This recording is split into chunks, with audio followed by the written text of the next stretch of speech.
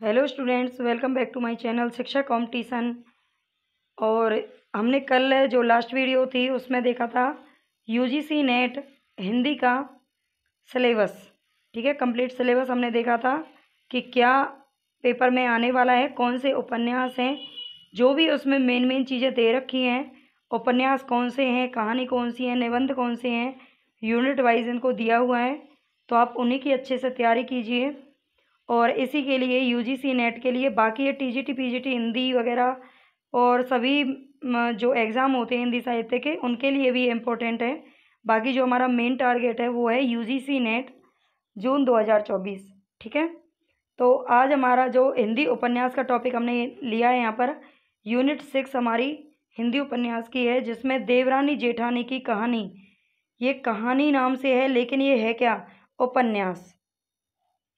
कहानी देवरानी जेठानी की कहानी ये उपन्यास है। इसका आप अच्छे से ध्यान रखेंगे, क्योंकि कहानी देखकर हम क्या करते हैं, कई बार कंफ्यूज हो जाते हैं और उसको कहानी समझ बैठते हैं। तो ये हमारा सबसे पहले नंबर का जो उपन्यास है वो यही है, देवरानी जेठानी की कहानी। तो यहाँ पर देखेंगे हम, सबसे पहले हमें क्या पता होना चाहिए, जो मेन हमारे इसमें तथ्य हैं, जहाँ से पेपर बनता है, जहाँ से क्वेश्चन आते हैं। मैंने बिल्कुल इसमें आप देखेंगे यहाँ पर जो भी इसके मतलब शॉर्ट नोट में, आपको बहुत ज़्यादा एक पूरी बुक पढ़ने की ज़रूरत नहीं है उपन्यास की। ये शॉर्ट नोट मैंने बनाए थे, अलग अलग बुक से बनाए थे। तो ये सब यही मैं आपको प्रोवाइड कर रही हूँ, और ये आपके लिए बहुत ही इम्पोर्टेंट रहेंगे। अगर आप ये सारे अच्छे नोट्स अच्छे से याद रखते हैं, बार बार रिवीजन करेंगे, तो आप जो यूजीसी नेट में पेपर आने वाला है, जो क्वेश्चन आएंगे, आप उनको आसानी से सॉल्व कर ले जाएंगे। तो चलिए हम स्टार्ट करते हैं वीडियो को। और आगे वाली जो वीडियो आएंगी उनके लिए प्लीज़ आप चैनल को सब्सक्राइब ज़रूर कर लें, लाइक करें चैनल को, कमेंट करके बताएं कि आप किस तरीके से एक एक टॉपिक या आप ज़्यादा टॉपिक पढ़ना चाहते हैं और आप किस किस की तैयारी कर रहे हैं। तो चलें, देवरानी जेठानी की कहानी। सबसे पहले हम यहाँ पर देखेंगे कि इसकी रचना किसने की थी। पंडित गौरीदत्त शर्मा जी ने। पंडित गौरीदत्त शर्मा ने 1870 ईस्वी में की थी। और ये कहाँ से प्रकाशित हुआ था? ये मेरठ के लियो प्रेस से 35 पृष्ठों का छपा हुआ एक लघुकाय उपन्यास निकला था यहाँ से। ये एक लघुकाय यानी कि एक शॉर्ट उपन्यास था, बहुत बड़ा नहीं था, बहुत ज़्यादा इसमें पेज नहीं है, एक छोटी बुक के तौर पर ये छपा था, जो 1870 में आया था। गौरी दत्त शर्मा जी ने इसकी रचना की थी। और नेक्स्ट यहाँ पर देखेंगे डॉक्टर गोपाल राय। ये एक विद्वान है, डॉक्टर गोपाल राय। ये क्या करते हैं कि देवरानी जेठानी की जो कहानी है इसको प्रथम उपन्यास मानते हैं। देवरानी जेठानी की कहानी को प्रथम उपन्यास किसने माना है? तो डॉक्टर गोपाल राय जी ने माना है। ये बहुत ही इंपॉर्टेंट पॉइंट है, इसको आप ध्यान रखेंगे। और इसमें दिखाया क्या गया है, इसके लिए भी इसकी जो पृष्ठभूमि है वो कैसी है, तो इसमें पढ़ी लिखी व अनपढ़ स्त्रियों के गुण दोष को प्रस्तुत किया गया है इस उपन्यास में। इसमें के नाम से स्पष्ट होता है कि देवरानी और जेठानी की कहानी। तो इसमें एक जेठानी है और एक देवरानी है, उनमें एक अनपढ़ है और एक पढ़ी लिखी है। तो उनके गुण दोषों को यहाँ पर प्रस्तुत किया गया है कथा के माध्यम से। और यह दिल्ली के एक बनिया परिवार की पृष्ठभूमि के द्वारा कथा को प्रस्तुत किया गया है। ठीक है, बनिया परिवार की पृष्ठभूमि, ये भी बहुत इम्पोर्टेंट पॉइंट है और ये पूछ लिया जाता है कि ये जो देवरानी जेठानी की कहानी है, इसमें बनिया कहाँ के थे? दिल्ली के थे। और किसके द्वारा इस कथा को प्रस्तुत किया गया है? तो बनिया परिवार की पृष्ठभूमि के द्वारा। तो इसका आप अच्छे से ध्यान रखेंगे। नेक्स्ट पॉइंट यहाँ पर हम देखेंगे कि पंडित गौरी दत्त शर्मा जी ने, जो इसके लेखक हैं, उन्होंने खुद कहा है कि ये कहानी एक नए रंग ढंग से लिखी हुई है और स्त्री पुरुष दोनों ही इसका लाभ उठाएंगे, ऐसा उनका मानना था। यानी कि गौरी दत्त जी खुद मानते थे कि ये जो मेरा उपन्यास है, ये इसकी जो बिल्कुल कहानी है अलग ढंग से लिखी हुई है और इसका दोनों ही लाभ उठाने वाले हैं। ठीक है, दोनों के लिए ही उतना ही अच्छी है। दोनों अगर इसकी शिक्षा लेना चाहेंगे तो उनके लिए बराबर ही काम करेगी। तो नेक्स्ट इसमें सबसे जो इम्पोर्टेंट पॉइंट होते हैं हमारे, आप जानते हैं यूजीसी नेट में सबसे ज़्यादा पात्रों पर जोर दिया जाता है। चाहे उनको मैचिंग के तौर पर दे दें, चाहे उनको मुख्य पात्र पूछ लें, उनको गौण पात्र करके भी पूछ सकते हैं, उनका जो वर्क है वो भी दे करके पूछ सकते हैं। तो इनको आप ज़रूर याद रखेंगे, अच्छे से आप नोट कर लें। ये शॉर्ट नोट आप चाहें तो एक रजिस्टर पे बना सकते हैं, अदरवाइज़ आप बार बार अगर 2-3 बार वीडियो को देखेंगे तो भी आपको याद हो जाएगा। लेकिन इससे पहले मैं आपसे यही कहूँगी कि आपको इन सब की ना बहुत शॉर्ट में एक थ्योरी ज़रूर पढ़ लेनी है। वैसे तो इससे पता चल ही जाएगा कि इसमें होता क्या है, मैं थोड़ा आगे आपको और शॉर्ट में बता दूँगी। अदरवाइज़ आप शॉर्ट में एक इनकी स्टोरी ज़रूर पढ़ लें। तो नेक्स्ट देखिए यहाँ पर मुख्य पात्र में जो इसका सबसे मेन पात्र है वो है लाला सर्वसुख, जो कि मेरठ का बनिया होता है। कहाँ का? मेरठ का बनिया होता है।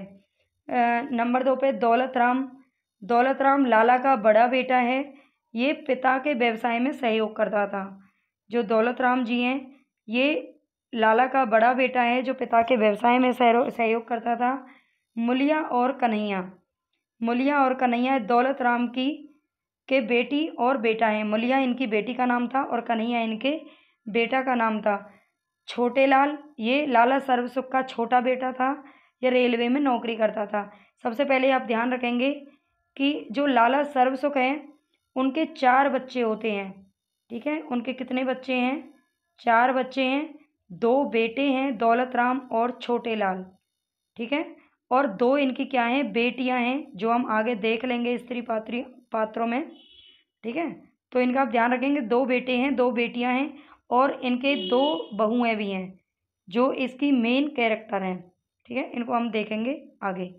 चलिए नेक्स्ट, और नन्हे और मोहन, इनका भी आप ध्यान रखेंगे। छोटे लाल के 2 बेटे हैं। किसके? छोटे लाल के, यानी कि जो लाला हैं उनके पोते हैं दोनों। ठीक है, और नेक्स्ट यहाँ पर देखेंगे स्त्री पात्र। इसमें स्त्री में मेन कैरेक्टर कौन आते हैं? तो सबसे जो मेन कैरेक्टर है वो है ज्ञानो, जो जेठानी होती है, और ये किसकी? बड़े बेटे की पत्नी थी, दौलत राम की। अनपढ़ और झगड़ालू थी। क्या थी ये? अनपढ़ थी और झगड़ालू थी। आनंदी देवरानी का नाम होता है। आनंदी कौन है? छोटी है, देवरानी है। सुशिक्षित व विवेकशील थी ये। जो देवरानी थी वो क्या होती है? पढ़ी लिखी होती है और बड़ी ही ज्ञानवान होती है। पार्वती इनकी बड़ी बेटी का नाम था। इसकी शादी दिल्ली में हुई थी। सुखदेई इसकी छोटी बेटी थी। सुखदेई कौन थी? इनकी छोटी बेटी थी। अच्छा, इसमें एक शायद मिसप्रिंट हो गया है कि ये दिल्ली के नहीं बल्कि ये मेरठ के बनिया होते हैं। ठीक है, तो इसके लिए सॉरी, आप ध्यान रखेंगे कि मेरठ के बनिया हैं, दिल्ली के नहीं है। मैं इनका एक सेकंड बता देती हूँ। यहाँ पर ये दिल्ली के नहीं बल्कि ये मेरठ के बनिया होते हैं, मेरठ के। ठीक है, दिल्ली के एक बनिया है, उनका दूसरा उपन्यास है तो उनको हम वहाँ पर देख लेंगे। इसका भी आप ध्यान रखेंगे। तो चलिए नेक्स्ट हम देखेंगे यहाँ पर ज्ञानो, ये हमने स्त्री पात्र देख लिए। इनके 2 बेटियां हैं और 2 बहुएं हैं जो इनके मेन कैरेक्टर में हैं। और नेक्स्ट हम ऐसा नहीं है कि सिर्फ मुख्य पात्र ही पूछे जाते हैं। आजकल जो पेपर हैं उनका पैटर्न चेंज हो रहा है, उसके अनुसार यहाँ पर जो गौण पात्र होते हैं वो भी बहुत ही ज़्यादा इम्पोर्टेंट माने जाते हैं। तो इनके गौण पात्रों में कौन आते हैं? तो शिवदयाल, वंशीधर कवाड़ी, ज्ञानचंद्र, डूंगर, तहसीलदार राम प्रसाद, गंगाराम, भगवान देई, दिल्ला पांडे, मिश्रानी, और ये मिश्रानी और मुंशी टिकट नारायण, ये अलग अलग पात्र हैं। मुंशी टिकट नारायण, हर सहाय काबली और लाला दीनदयाल। कृपी इसमें बाल विधवा होती है, इसका कैरेक्टर भी आप ध्यान रखेंगे। लाला बुलाकी दास मदरसे में नौकर होता है। और झल्लामल। ठीक है, ये इसके गौण पात्र हैं, इनको भी आप अच्छे से नोट करेंगे, ये भी पेपर में पूछ लिए जाते हैं। और जो मेन इसकी जो कहानी है उसमें क्या क्या दर्शाया गया है, उसकी महत्वपूर्ण भूमिका क्या है, उसके जो इम्पोर्टेंट तथ्य हैं वो यहाँ पर हम देखेंगे।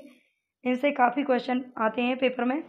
तो ये जो उपन्यास है देवरानी जेठानी की कहानी, ये समस्या के साथ साथ समाधान भी बताता है। आप ध्यान रखेंगे कि उपन्यास में सिर्फ समस्या ही नहीं दिखाई गई है, उसके साथ में समाधान भी बताया गया है। ठीक है, ये इम्पोर्टेंट पॉइंट है। नेक्स्ट देखेंगे, इसमें पुनर्विवाह का समर्थन किया गया है। इसमें जो कृपी होती है, जो हमने गौण पात्र में पढ़ी है, वो बाल विधवा होती है। तो इसीलिए बाल विधवा का कैरेक्टर दिखाया गया है ताकि हम पुनर्विवाह पर क्या दे सकें? जोड़ दे सकें। और नेक्स्ट इसका जो मेन पॉइंट है वो है लोक मुहावरों का उचित प्रयोग किया गया है। अलगोजे की समस्या भी इसमें चित्रित हुई है। और परिवार में सॉरी ये वृद्धों यानी कि जो बुजुर्ग लोग होते हैं उनका, जो वृद्ध हैं उनकी स्थिति क्या हो जाती है, इस पर भी हल्की सी रोशनी डाली गई है। ठीक है, ये भी आप ध्यान रखेंगे। आभूषण प्रियता, विवाह में फिजूल खर्ची होना, झाड़ फूंक आदि की भी चर्चा इस उपन्यास में की गई है। और इसका जो अंत है वो किससे होता है, तो बंटवारे से होता है। इसमें क्या होता है कि दो भाई हैं, जो सेठ है उसके 2 बेटे हैं, और दोनों बेटों की जो बहुएं हैं वो अलग अलग, मतलब उनकी जो बीवियां हैं, एक की अनपढ़ होती है और एक की पढ़ी लिखी होती है। छोटी वाली सबसे समझदार है और वो घर के जितने भी लोग हैं सबसे बना के रखने की कोशिश करती है, परिवार को जोड़ने की कोशिश करती है। लेकिन जो जेठानी है ज्ञानो, ठीक है, नाम तो उनका ज्ञानो है, लेकिन वो बिल्कुल भी उनमें ज्ञान नहीं है, अनपढ़ है और बहुत ही ज़्यादा झगड़ालू है। घर के हर सदस्य से उसकी क्या होती रहती है, लड़ाई झगड़े चलते रहते हैं। और बाद में इसका जो अंत होता है उपन्यास का, वो बंटवारे से होता है, बंटवारा हो जाता है।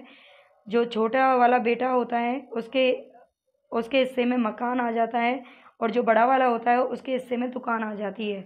लेकिन जो बड़ा वाला होता है उसकी जो पत्नी है वो लड़ करके मकान में भी आधा हिस्सा ले लेता है। और जब वो अलग होते हैं ना, तो अपने हिस्से के यानी कि दरवाजे और चौखट भी मकान में से निकाल कर ले जाते हैं। ठीक है, ये उनकी मतलब अनपढ़ और एक झगड़ालू उनका जो जैसी प्रवृत्ति थी उसको दिखाया गया है कि वो बिल्कुल कितना ओछेपन का काम करते हैं लास्ट में, कि चौखट और खिड़कियाँ तक निकाल ले जाते हैं। ठीक है, तो ये इसकी कहानी है, शॉर्ट में मैंने आपको बता दी है। बाकी आप एक बार अगर रीड कर लेंगे कहानी को तो और भी ज़्यादा अच्छा होगा और सारे क्वेश्चन अच्छे से याद हो जाएंगे। और नेक्स्ट इसके पॉइंट हम देखते हैं। मेन पॉइंट, आनंदी के जो पिता हैं, आनंदी एक पढ़ी लिखी लड़की है, इसका जाहिर सी बात है उसके पिता भी अच्छे रहे होंगे, और वो अपनी बेटी से कहते हैं कि ज्ञानवान लड़कियां कभी भी घबराती नहीं हैं। ये कथन पूछ लिया जाता है कि ये किसने कहा है, तो ये आनंदी के पिता अपनी बेटी से कहते हैं। और इसमें एक जो मेन कथन है वो कई बार ये क्वेश्चन आ चुका है, तो इसका भी आप ध्यान रखेंगे कि शीतला माँ के नाराज हो जाने के भय से लोग बच्चों को चेचक का टीका नहीं लगवाते थे। यह इसी उपन्यास का कथन है। यानी कि एक उसकी जो देवरानी है, जो लड़की है छोटी वाली, वो कहती है कि मतलब उस गांव में इतना ज़्यादा डर था, जैसे किसी को चेचक वगैरह निकल जाता है। छोटी माता बड़ी माता आप जानते हैं, ये शीतला माँ की पूजा इस पे होती है। और अगर किसी को ये बीमारी हो जाए तो लोग इसलिए टीका नहीं लगवाते थे कि कहीं शीतला माँ नाराज़ ना हो जाएं और ज़्यादा कोई प्रॉब्लम ना हो जाए, तो इसलिए वो टीका ही नहीं लगवाते थे। और वो झाड़ फूक में और उसमें ही क्या करते थे, पूरा टाइम निकाल देते थे, और ज़्यादा से ज़्यादा क्या है, बीमारी बढ़ती चली जाती थी। तो ऐसा उस गांव में ये जो जादू टोना झाड़ फूक वगैरह है, इस पर काफ़ी अच्छे से इसको प्रस्तुत किया गया है। तो चलिए, ये हमारे जो देवरानी जेठानी की कहानी है उसके मेन पॉइंट हमने यहाँ पर देख लिए हैं।